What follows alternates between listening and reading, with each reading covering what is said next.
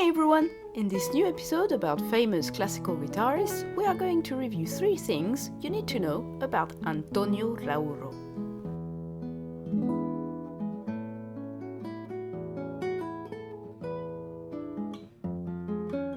One, a multi-instrumentalist with a particular love for guitar. Antonio Lauro first learned the guitar with his father, Antonio Lauro Ventura. Sadly, his father died while Antonio was still quite young. The family moved to Caracas, where Lauro carried on his musical study by taking piano, violin, and composition lessons. One of his teachers was Vicente Emilio Sojo. In 1932, Lauro, then aged 15, saw Agustin Barrios in concert in Caracas. It impressed him so much that he decided to abandon the piano and violin in favor of the guitar. From 1933, Lauro studied with Raúl Borges and was introduced to the classical guitar repertoire. While studying with Maestro Borges, Lauro met fellow students Alirio Díaz and Rodrigo Riera.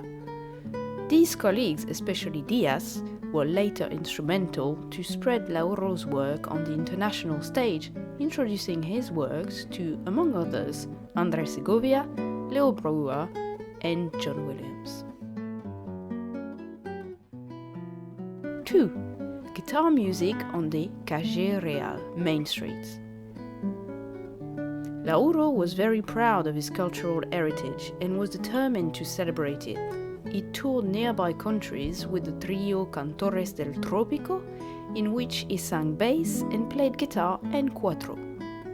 Lauro particularly liked Venezuelan waltzes with a distinctive syncopation. He composed various Venezuelan waltzes. Among them, 3 composed between 1938 and 1940 were an instant hit: Tatiana, Andreina, and Natalia. This success prompted Lauro to compose many more. Lauro's work for the guitar repertoire is mostly on the Calle Real, or Main Street.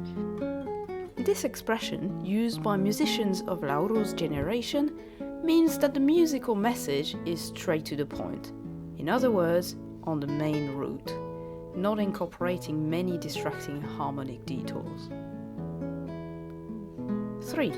An ambassador of Venezuelan music. Lauro, like many South Americans of his generation, was a fervent nationalist with a strong belief in democracy. This led him to spend some time behind bars in 1948 during the military junta of General Marcos Pérez Jiménez. But that did not alter Lauro's determination to celebrate the Venezuelan musical heritage. While he was imprisoned, he carried on composing, and after his release, he immediately returned to performing with the newly formed trio Raúl Borges. In the following decades, Lauro's music was published, recorded, and performed all around the globe by himself and his fellow countrymen, Díaz and Riera, for instance. In spite of his modest insistence that he was a composer rather than a performer, he was persuaded by his friends to embark upon a solo concert tour, which began in Venezuela and culminated in a triumphant 1980 performance at London's Wigmore Hall.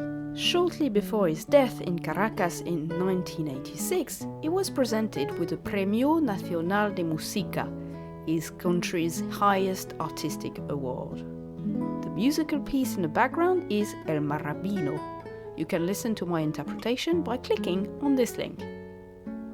Would you like to learn more facts about guitarists and guitar composers? Let me know in the comments below. Did you like this video? Please hit the like button and click on subscribe to support this channel.